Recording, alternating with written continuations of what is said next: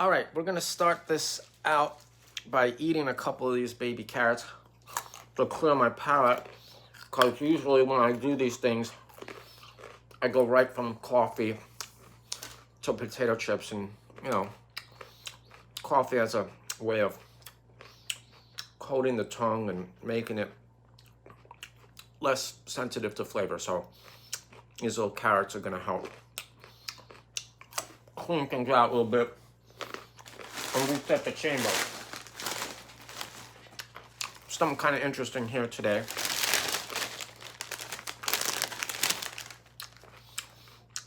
We got 3 bags from a brand called Morrison's. I bought these in that generic supermarket in Wales. And got a couple other bags from there as well. I'm guessing that the supermarket was a Morrison's because that's what it is. It's the house brand of a supermarket chain in the UK. So I'm guessing that's where it was. I got 3 bags of Morrison's chips. They seem to be presenting themselves as a bit fancy. But what's fascinating about this one, I learned quite a bit. I just grabbed these because I'd never heard of it. It's NDUJA flavored crisp. I didn't even know what that was. Just the fact that I'd never heard of it, I just grabbed it because that's what I like, novelty. I assumed in my ignorance that maybe it was African or something like that. I mean, this just sort of, you know, it's like starts with an ND with an apostrophe. I don't know. I thought it was African or something. Apparently, it's not. These are Italian. The NDUJA, and I've never heard this, is like a type of Calabrian sausage, a soft, spicy sausage. I guess it's made with just like the cuttings and the scraps of meat. It's a peasant food, and it's mixed with these ground up the NDUJA peppers. That gives it its taste, and it's a soft sausage that's like spread on bread and things like that. From Calabria, which is also very funny because, you know, Calabria is one of the looked down parts of Italy. You know, it's in southern Italy. I guess I've never been to Italy, but this is what I understand, and I've also picked this up from like The Sopranos, where the northern Italians tend to look down on the southern Italians, like the Neapolitans, which is where my family is from. And then the Neapolitans look down on the even more southern Italians, which are the Calabrese. And a common insult, if you want to insult an Italian person, you say, "What, you fucking stunad, you Calabrese?" And that's a way of sort of insinuating somebody's stupid. It's not very nice, and obviously I don't share those prejudices, but nevertheless, it's notable. What I find interesting, let's try the chip.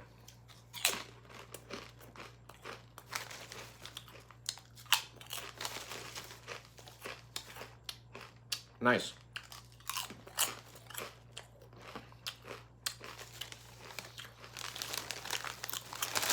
Oily. Crispy but oily. No meat. It may contain milk. Lightly spicy with an umami underlay. Mild. Tasty. Satisfying grease factor. But funny because in the same exact supermarket that we bought these, which are really attempting to be extremely traditional with these Italian sausages, we got the fucking Pizza Hut pepperoni flavor in the same supermarket. Just so how interesting how foods